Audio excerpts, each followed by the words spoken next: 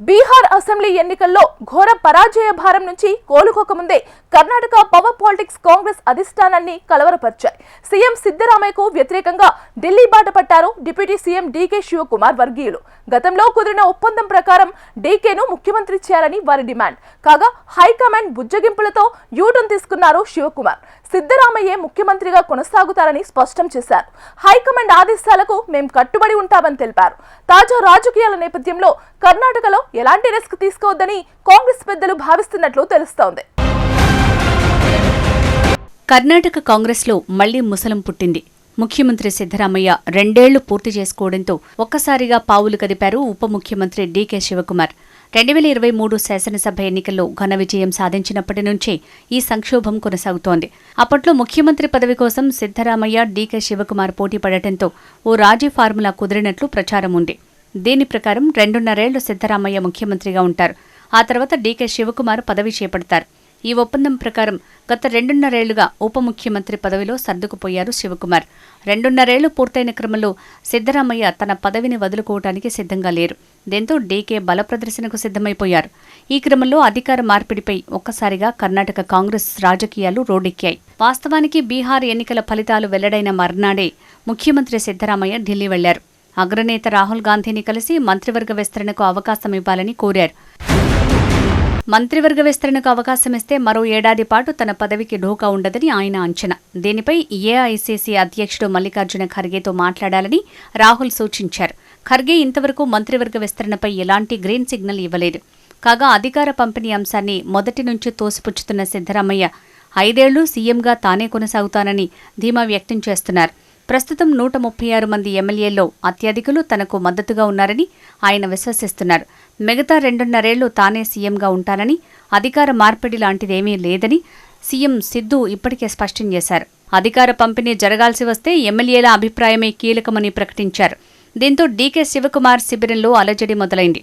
సిద్ధరామయ్య తీరుపై తీవ్ర అసహనంతో ఉన్నారు శివకుమార్. తన మద్దతుదారులతో పావులు కదుపుతున్నారు. బీహార్ ఎన్నికల తర్వాత ఢిల్లీకి వెళ్లిన రాహుల్ గాంధీ చర్చకు అవకాశం ఇవ్వకపోవడంతో ఆయన మద్దతుదారుల్లో ఆగ్రహం వ్యక్తమైంది. పార్టీ కోసం ఎంతో శ్రమించిన డీకే ముఖ్యమంత్రి పదవికి అర్హుడని అంటున్నారు. మరోవైపు ప్రస్తుతం పీసీసీ అధ్యక్ష పదవిలో ఉన్న శివకుమార్ తాను ఈ పదవిలో ఇక కొనసాగబోనని సంకేతాలు ఇచ్చారు.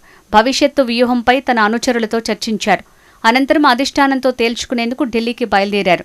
ఈ సందర్భంగా డీకే ఓ ఆసక్తికరమైన పోస్టు చేశారు. ఎక్కడ ప్రయత్నాలుంటాయో అక్కడ ఫలితం ఉంటుంది, ఎక్కడ భక్తుంటుందో అక్కడ దేవుడుంటాడు అని అందులో ఉంది. కాగా డీకే శివకుమార్ హఠాత్తుగా యూటర్న్ తీసుకోవటం విశేషం. ముఖ్యమంత్రిగా 5 ఏళ్లు సిద్ధరామయ్యే కొనసాగుతారని ఆయన స్పష్టం చేశారు.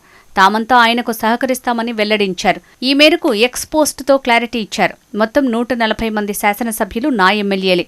గ్రూపులు కట్టడం నా రక్తంలోనే లేదు. మంత్రివర్గ పునర్వ్యవస్థీకరణ చేపట్టాలని సీఎం నిర్ణయించారు. మంత్రి కావాలని ప్రతి ఒక్కరూ కోరుకుంటారు. ఈ క్రమంలోనే హైకమాండ్తో వారు సమావేశమవటం సాధారణమే. అది వారి హక్కు కూడా. అధిష్టానం వద్దకు వెళ్లొద్దని మేం వారిని ఆపలేం కదా.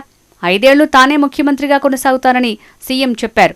ఆయనకు మేమంతా అభినందనలు తెలియజేస్తున్నాం. ఆయనతో కలిసి పనిచేస్తాం. సీఎం అయినా నేనైనా పదే పదే చెప్పేదొక్కటే, హైకమాండ్ ఆదేశాలకు మేం కట్టుబడి ఉంటాం అని డీకే శివకుమార్ తన పోస్టులో రాసుకొచ్చారు. దీంతో కర్ణాటక కాంగ్రెస్ ప్రభుత్వంలో నాయకత్వ మార్పు ప్రచారానికి ఎట్టకేలకు తెరపడింది. బీహార్ ఎన్నికల్లో ఓటమితో నిరాశలో ఉన్న కాంగ్రెస్ అధిష్టానం ప్రస్తుతానికి కర్ణాటక రాజకీయాల్లో మార్పులకు సిద్ధంగా లేదని తెలుస్తోంది. దక్షిణాదిలో కీలకమైన కర్ణాటకలో నాయకత్వాన్ని మారిస్తే వ్యతిరేకత వచ్చే ప్రమాదం ఉంది. దీని ప్రభావం 2028 ఎన్నికల్లో కనిపిస్తుందని అంచనా వేస్తోంది. ముఖ్యమంత్రి సిద్ధరామయ్యను తప్పిస్తే ఆయన వెంట ఉన్న శాసనసభ్యులు అసమ్మతి ప్రకటించే ప్రమాదం లేకపోలేదు. మరోవైపు తమకు ఇప్పుడిప్పుడే అధికారం వద్దు కానీ ఆ సమయం ఎప్పుడో స్పష్టత ఇవ్వాలని డీకే మద్దతుదారులు ఇస్తున్న ఒత్తిడితో అధిష్టానం ఎటూ తేల్చుకోలేకపోతోంది. కాగా క్యాడర్ విస్తరణతో అసమ్మతికి చెక్ పెట్టాలని సిద్ధరామయ్య భావిస్తున్నారు. మరోవైపు కాంగ్రెస్ అధిష్టానం చెప్పిందే తమకు శిరోధార్యమని మరికొందరు ఎమ్మెల్యేలు చెప్తుండటం గమనార్హం.